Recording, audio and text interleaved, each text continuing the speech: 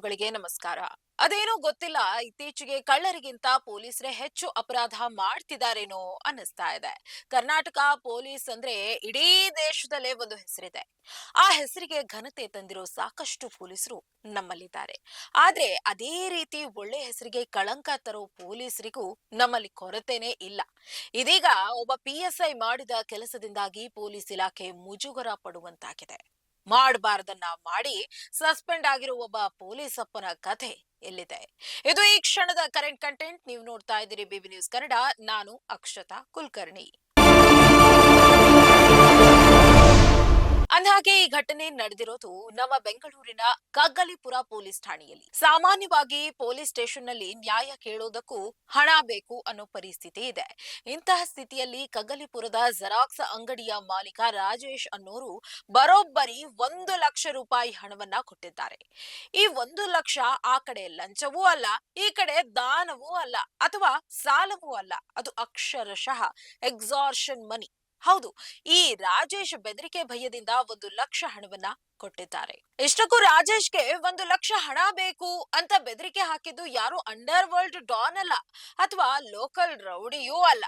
ಸಣ್ಣ ಜೆರಾಕ್ಸ್ ಅಂಗಡಿ ಇಟ್ಕೊಂಡು ಜೀವನ ನಡೆಸ್ತಾ ಇದ್ದ ರಾಜೇಶ್ ಅವರನ್ನ ಬೆದರಿಸಿ 1,00,000 ಹಣ ಪೀಕಿದ್ದು ಅದೇ ಕಗ್ಗಲಿಪುರ ಪೊಲೀಸ್ ಠಾಣೆಯ ಸಬ್ ಇನ್ಸ್ಪೆಕ್ಟರ್ ಹರೀಶ್. ತುಂಬಾ ಜನ ಅಧಿಕಾರಿಗಳು ಜನಗಳ ಸೇವೆ ಮಾಡಬೇಕು ಅಂತ ಪೊಲೀಸ್ ಇಲಾಖೆ ಸೇರಿದ್ರೆ, ಕೆಲವರು ಲೂಟಿ ಮಾಡಬೇಕು ಅಂತಾನೆ ಖಾಕಿ ಬಟ್ಟೆ ಹಾಕೊಂಡಿರ್ತಾರೆ. ಅಂಥವರಲ್ಲಿ ಈ ಹರೀಶ್ ಕೂಡ ಒಬ್ಬರಾಗಿದ್ರೆ ಆಶ್ಚರ್ಯ ಇಲ್ಲ. ಜೀವನ ನಡೆಸೋದಕ್ಕಾಗಿ ಒಂದು ಜೆರಾಕ್ಸ್ ಅಂಗಡಿ ಇಟ್ಕೊಂಡಿರೋ ವ್ಯಕ್ತಿ ಎಷ್ಟು ಸಂಪಾದನೆ ಮಾಡಬಹುದು? ನೀವೇ ಊಹೆ ಮಾಡಿ.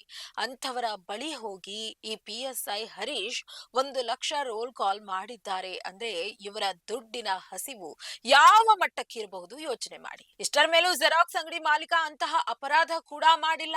ಈ SI ಹರೀಶ್ ಅವರ ಮೇಲೆ ನಕಲಿ ಆಧಾರ್ ಕಾರ್ಡ್ ಮಾಡೋ ಆರೋಪ ಹೊರಿಸ್ತೀನಿ ಅಂತ ಹೆದರಿಸಿದ್ದಾರೆ. ಹೇಳಿದಷ್ಟು ಹಣ ಕೊಡದೆ ಹೋದ್ರೆ ಸುಳ್ಳು ಕೇಸ್ ಹಾಕಿಸಿ ಅರೆಸ್ಟ್ ಮಾಡಿಸ್ತೀನಿ ಅಂತ ಬೆದರಿಕೆ ಹಾಕಿದ್ದಾರೆ. ಆಗ ಬೇರೆ ದಾರಿ ಕಾಣದ ರಾಜೇಶ್ ಹೇಗೋ ಹಣ ಹೊಂದಿಸಿ 3 ಕಂತುಗಳಲ್ಲಿ 1,00,000 ಹಣವನ್ನ SI ಹರೀಶ್ಗೆ ಕೊಟ್ಟಿದ್ದಾರೆ. ಪೊಲೀಸ್ ಅಪ್ಪನ ಬೆದರಿಕೆಗೆ ಹೆದರಿ ಹಣ ಕೊಟ್ಟಿದ್ದ ರಾಜೇಶ್ ಕೊನೆಗೂ ನ್ಯಾಯದ ಹೋರಾಟಕ್ಕೆ ಮುಂದಾಗ್ತಾರೆ. ಇರೋ ದಾಖಲೆಗಳ ಜೊತೆಗೆ ಗೃಹ ಸಚಿವರಿಗೆ ಪತ್ರ ಬರೀತಾರೆ. ಅಲ್ಲಿಂದ ಪ್ರಕರಣ ರಾಮನಗರ SP ಅವರ ಬಳಿಗೆ ಬಂದಿದೆ.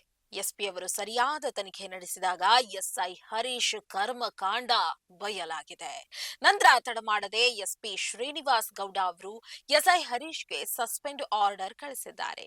ಪೊಲೀಸ್ ಇಲಾಖೆಯಲ್ಲಿ ಈ ಹರೀಶ್ನಂತಹ ಲೆಕ್ಕವಿಲ್ಲದಷ್ಟು ಭ್ರಷ್ಟಾಚಾರಿಗಳಿದ್ದಾರೆ. ಇಂಥವರಿಗಾಗಿ ಒಳ್ಳೆಯ ಅಧಿಕಾರಿಗಳಿಗೂ ಕೆಟ್ಟ ಹೆಸರು ಬರ್ತಿರೋದು ನಿಜ. ಕನಿಷ್ಠ ಈ ಘಟನೆಯಿಂದ ಜನಸಾಮಾನ್ಯರು ಜಾಗೃತರಾಗಿ ಹೀಗೆ ಹಿರಿಯ ಅಧಿಕಾರಿಗಳಿಗೆ ದೂರು ನೀಡೋ ಧೈರ್ಯ ಮಾಡಿದ್ರೆ ಇಂತಹ ರೋಲ್ ಕಾಲ್ಗಳು ಸ್ವಲ್ಪವಾದರೂ ಕಡಿಮೆಯಾಗಬಹುದು. ಇದಾಗಿತ್ತು ಈ ಕ್ಷಣದ ಕರೆಂಟ್ ಕಂಟೆಂಟ್.